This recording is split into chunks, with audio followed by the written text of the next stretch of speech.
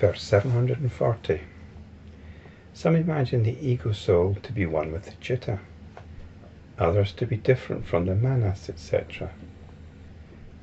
Attachment exists in oneness as well as in otherness. We're caught up in something like a magnetic field. And that magnetic field is the relationship that each of us has between me and the world. We all have this relationship. Oddly enough, we never really think about it. We never consider this relationship that me here is in with the world out there. The relationship that this one here has with every other thing out there.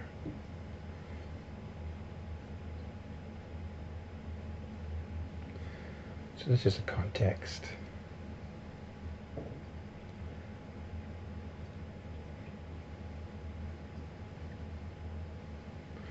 It's something we should be examining as we go through our lives. You should always consider the relationship you're in. You're not a solitary individual. You're in a relationship. Acknowledge it. You're in a relationship with the world. This is what these verses here are addressing. The language is shifting. We've got this talk of ego soul.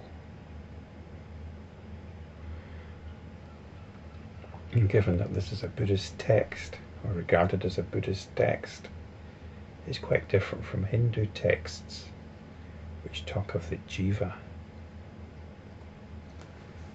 And the jiva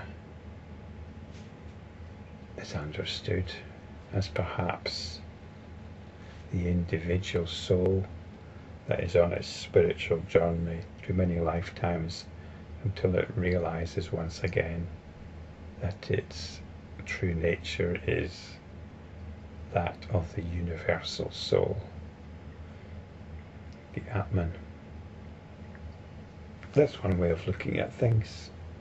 So here the Citta is like the universal mind, what we might understand as the Atman, and it's something different from Manas, which is the mind. You've got mind, body and soul after all, so soul is something different from the mind and body. So these are theories. We need to come back to our situation. And the situation is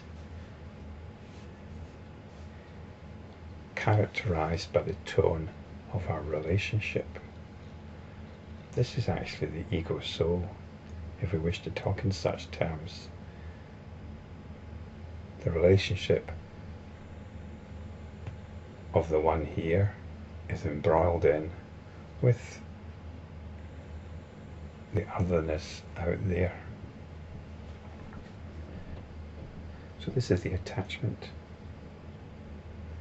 It exists in oneness as well as in otherness. Consciousness is stuck in this relationship. It's characterized by a particular tone, the tone of our sensibilities, the tone of our moods. And the way out of this is mentioned in the next verse, 741. If attachment is determined, and mind and what belongs to it are designated, how is it that on account of the attachment there is the determination by oneness? So I'm taking oneness as meaning the one here, in opposition to otherness, which is the world out there. And what we've got here is, again, along with the jiva, the idea of the ego soul, is this talk of karma. karma and its consequences, and we find ourselves in a particular relationship in accordance with our karma. And this relationship can be described as a particular world. We're all living in our own world here, our own relationship. And if we ask what determines this relationship, one of the answers is karma. In other words, the attachment, the particular set of attachments that we've got is determined, or perhaps predetermined, and mind and what belongs to it are designated. So mind and what belongs to it is the world that we live in, our understanding of the world that we live in, as a result of past behavior. So it's saying that our present situation is a result of past karma. And this is one conventional understanding. But then the verse asks, how is it that on account of the attachment there is a determination by oneness?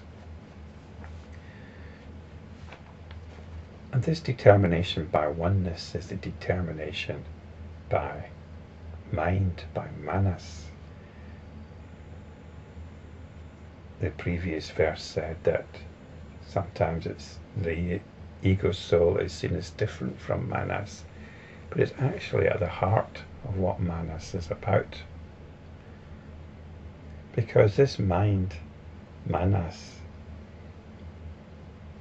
is actually the will.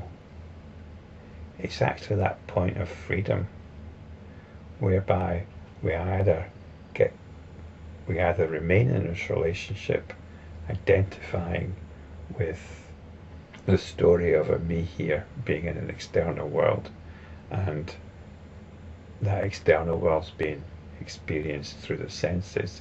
We identify with these senses and what the senses are showing us. That is a trap.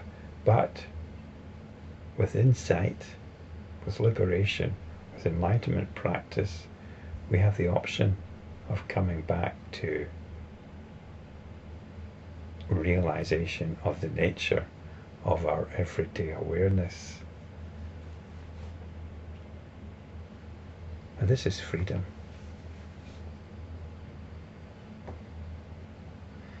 And this freedom has nothing to do with karma, nothing to do with past karma. The story of karma, the story of predetermination, is an excuse for ignorance. Everybody has the possibility of awakening to the true nature of their own consciousness right now.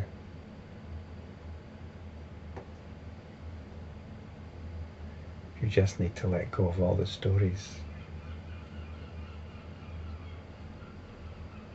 All the stories why this is not possible.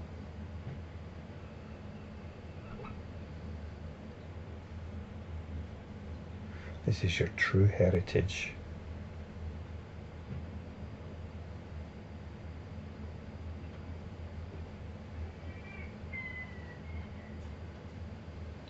We all have this possibility for self-realization. We drop the stories and be open. We don't even have to be open. We realize our nature is openness. And this is what we keep coming back to. The universal soul is here, right now.